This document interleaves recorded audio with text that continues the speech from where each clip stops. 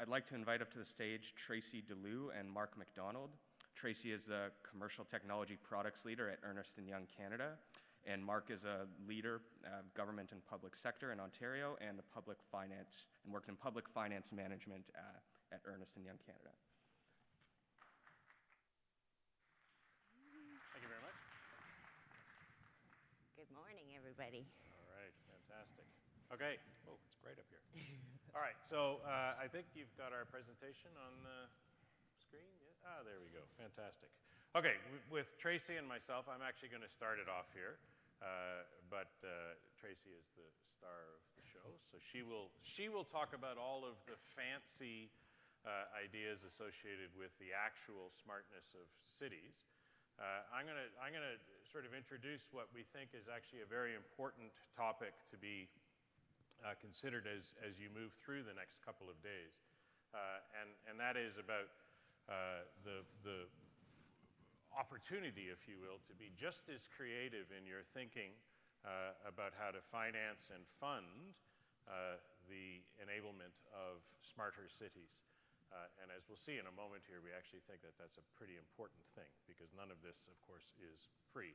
I want to thank on behalf of Tracy and myself, I want to thank the conference organizers for bringing together a fantastic and important group of people. I think over the next 48 hours or so, as has just been introduced, there are people from all over the world, and so the proper intention of a conference like this is to share, is to explore, is to be a bit provocative, perhaps not provide as many answers as we do questions, and so let's begin that. I just want to talk about the promise of what we think are some new approaches to the funding, like I have said, of smart cities. And the notion here is that, again, if we can think about creativity in being not just about the technology itself, but actually also about the way that we fund and finance it, you can have a very simple sort of equation there, which is that a smart city, which is really the technology side of things, with social investment, and we'll get into a definition of what that is in just a moment, can in fact lead to a smarter city, a smarter society, smarter communities, which is exactly what it is that we are here to try and achieve. And so everybody thinks really about disruption very much in technical terms. Again, I think one of the things that we want to encourage people to think about, particularly if you come from an enabling jurisdiction, if you represent a city, if you represent a province, perhaps even the federal government here in Canada, you want to be thinking, of course, about what is the role of government. What is the role, perhaps it being just as disruptive from a policy perspective, from a funding perspective, as we are from a technical one. And it's not just about the formal institutions, but in fact, it's about being able to bring together different parts of community. And as we'll see when we get into some of the specific examples, the opportunities for individuals, the opportunities for very small and sort of localized communities to engage in the answering to how we achieve higher levels of social outcome is in fact one of the great opportunities. So as we get into just a little bit of a definition about what the smart society ecosystem looks like from a financial perspective, you've essentially got, I think, three major categories. And one of the major promises here is that instead of focusing on the provision of services in a traditional sort of way, the difference in a social impact investing and a social outcome investing perspective is that, in fact, you're not as concerned about the provision. What you are concerned about is the realization of the result. So social investment at its core is about the outcome enabled by the service, but we invest in that outcome. And whether you're an investor, a provider, or a policymaker, that is, again, a fairly simple framework, but one that is very important and, in fact, enables us to, again, think about things that are beyond the status quo and start to challenge some of our own preconceptions. Better is a social outcome, and I was just talking to an old friend earlier as we were walking in. Better is really about improvements in not only the outcome, but also the productivity with which the efficiency, the effectiveness with which social outcomes are achieved. But from the perspective of what this modern technology enables us to do, I think it actually boils down to about three things. The first one is that technology helps us to understand these social challenges in a much more precise and much more comprehensive way. And if we understand the problems better, then in fact what we're able to do is we're able to address the solutions in a much more effective way. So that's the first thing. The second thing is that technology enables our ability to actually work together in a much more effective way. So again, in this modern concept of what financing and funding of social outcomes can be, you are bringing together citizens through crowdsourcing, you're bringing together social impact investors, you're bringing together policymakers and so forth. And technology actually enables us to be much more effective in those relationships. So again, I would think that over the course of the next couple of days, you're going to hear lots of examples where technology actually allows us to be more effective partners. And then the third thing, and again, it's about part of kind of the circular nature of this conversation, is that technology enables our ability to actually measure what happens in the world. And so if we are now concerned about outcomes, if technology allows us to understand the actual achievement of those outcomes, we can focus less on the provision of outputs.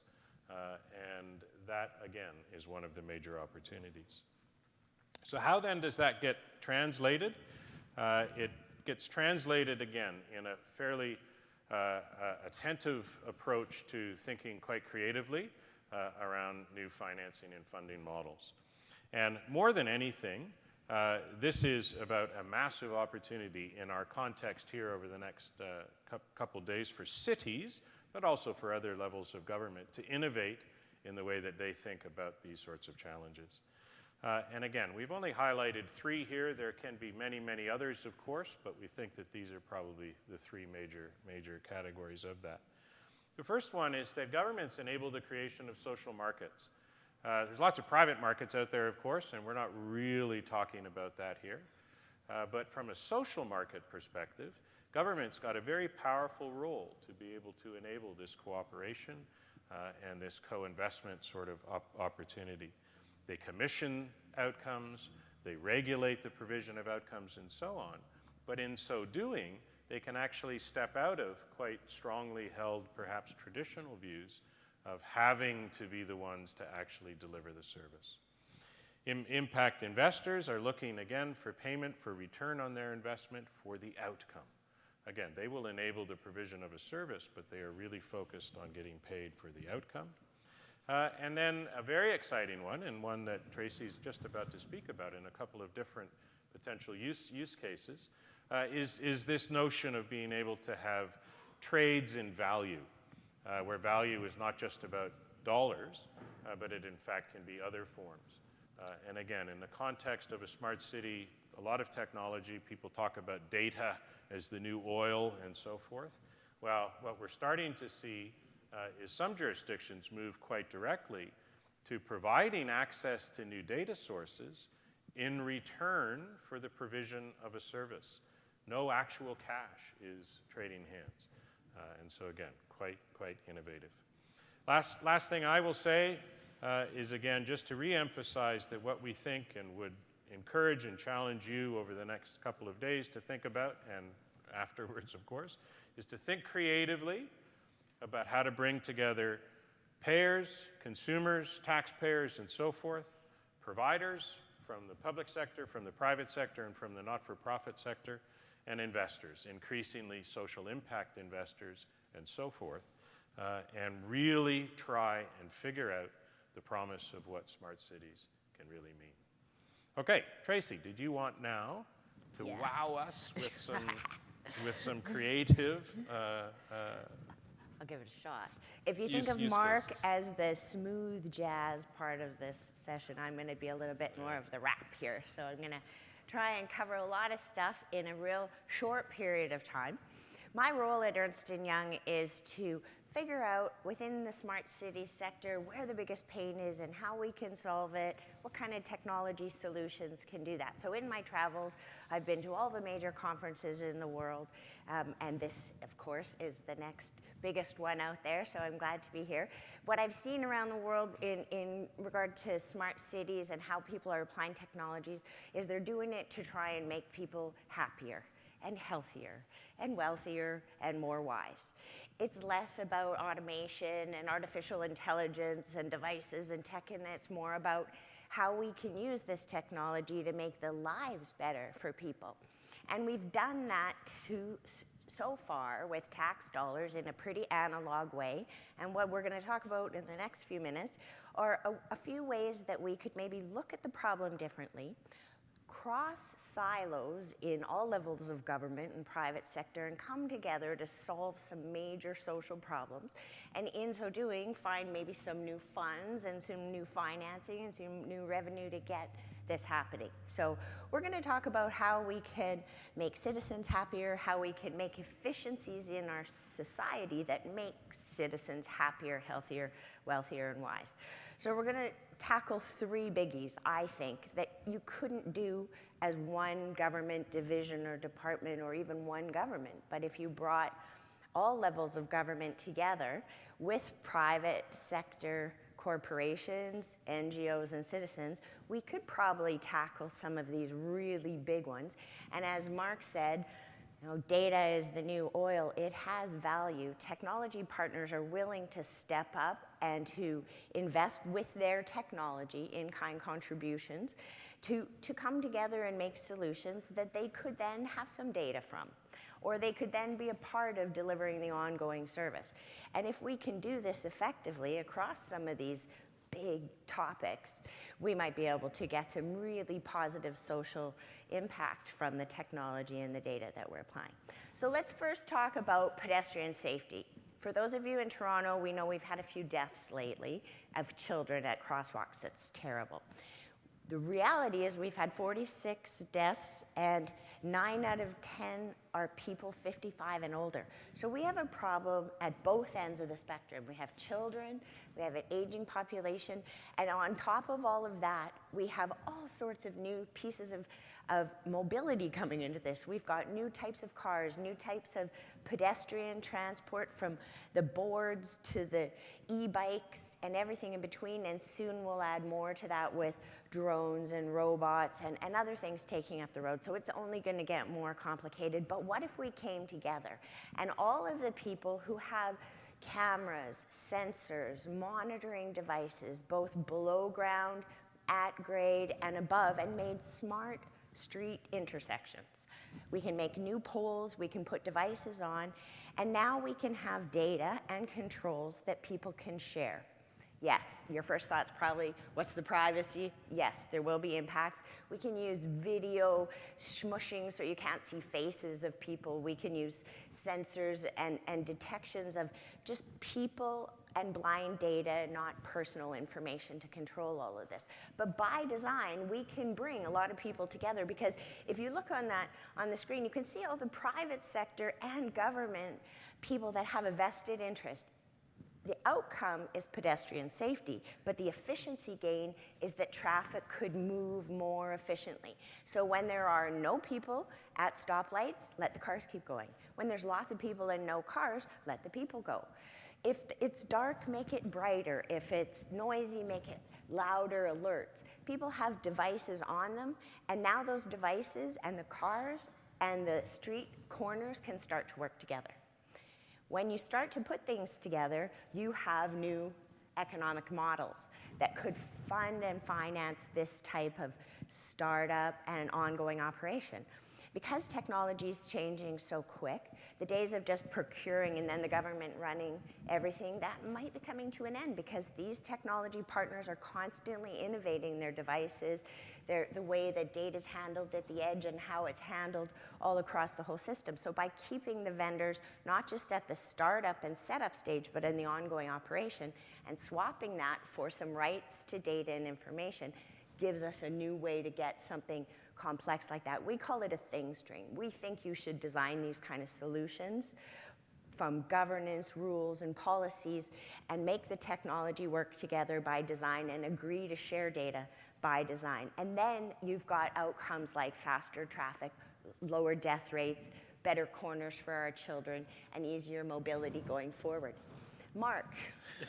Mark has all the good financial words. It's always like, okay, so who's going to pay for all of this again? Yeah. And in fact, in each of these opportunities, we're going to talk really about a hybrid sort of model. And so in no particular order, how would you be able to bring different forms of funding or different forms of financial relationship together to make something like this happen? Again, the social outcome is increased public safety as its core cause. And of course, government would be most likely quite willing to make additional investments in that if we can figure out a better and more effective way to do that. And so quite clearly, we're on to the beginnings of that sort of thing. So one of the potential sources of funding is actually directly from government.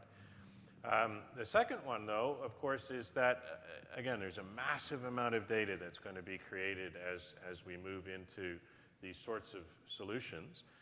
And this is, again, just one of the examples where that data could be traded off, or particularly over an extended period of time. It's got real commercial value. Companies essentially would be willing to make investments in, say, some of the infrastructure in return for perhaps anonymized, but the data that then can enable other forms of commercial activity. And then the last one, and again, it's a recurring sort of theme. It's almost the inverse of the first one. Government's willing to invest in public safety. Well, guess what? It already does invest in public safety. And maybe this is just a more efficient or more productive way of achieving that. And so there's an offset potential value that is created, which is essentially that this new smart city application is actually less expensive for the outcome, and that those resources can be freed up and invested either in this solution or in some other alternative use. In the US, there's a site called IOBY, in your own backyard. And there are 240 cities who have received funding for community crowd-sourced, crowd-funded solutions. That's the kind of thing they pay for, right? Is safer communities, safer intersections. So the whole burden doesn't have to fall on government. And what's changing now is that in Smart Cities world, we're asking to engage citizens. It's all about citizen engagement. And we're asking to engage the ecosystem and the programmers and the civic tech and open data people. This is a way to not only engage with them, but have them vote with their money, their time, and their effort on the priorities and help the city do 10 projects instead of 2 by participating. So that's quite a movement all over the world. So now let's move on to youth and employment services. So big burden to any society is when you have at-risk youth, kids who fall through the cracks and they go the wrong way and they end up being, trouble in society. Whereas if we approach this preemptively, a preemptive strike, and we help get these kids inspired to the fourth industrial revolution and all of the exciting new technologies and changes that are coming to society, but it means us grabbing them early, and that's a big cost burden. But on the flip side, we also have every corporation in the world who has to retool their workforce, who has to attract and hire new talent with these new skills. So we have a workforce that needs to retool. We have kids we need to keep on the straight and narrow. We have government organizations who have to lean down because of automation and artificial intelligence coming and robotics. So do each of us need to spend a fortune to create a digital literacy platform and solution of our own, or should we look at this as a new shared service, a new utility, where servers and tools exist that everybody can use to get education for free? Digital literacy is an important investment for everybody. And if you look on this slide, you'll see it's not just corporations, it's not just government, it's across the board. Everybody has to stay on top of this new technology. So let's get people together and build a utility. Let's make a literacy alliance that is a big old server with a whole bunch of exciting features and functions on it that everybody could use.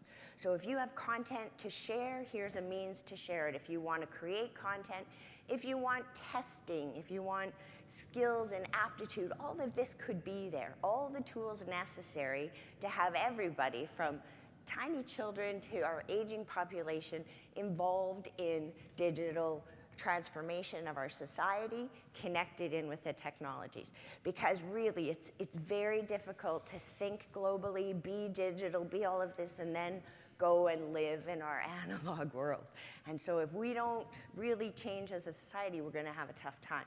And it's changing aggressively. Pretty soon we're going to have bi-directional glasses where you're taking your studies and your teacher's looking at what you're seeing and you're looking at your notebooks, and all of this could be done while you're pretending to play with your kids in the evening if you're a single mom.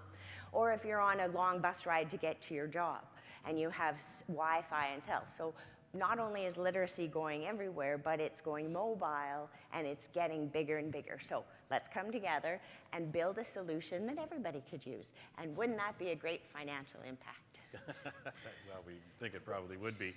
So again, you see some incremental investment, you see some potential offset value. The city, of course, is thinking about this already, right? We've got a major session coming up. When is it? The 31st of May. So a little plug for first ever for what the City of Toronto is already thinking about. There are actually working models out there right now, excuse me, where social impact bonds have been set for exactly this sort of the provision of service, right? Where you've got youth at risk, you can define a particular cohort. Impact investors come in, invest in their sustainable economic participation going forward. Who pays? Well, amongst the others, employers will pay. Employers will pay for a lower cost of service for them to identify high quality people. Essentially, it's a labor market efficiency.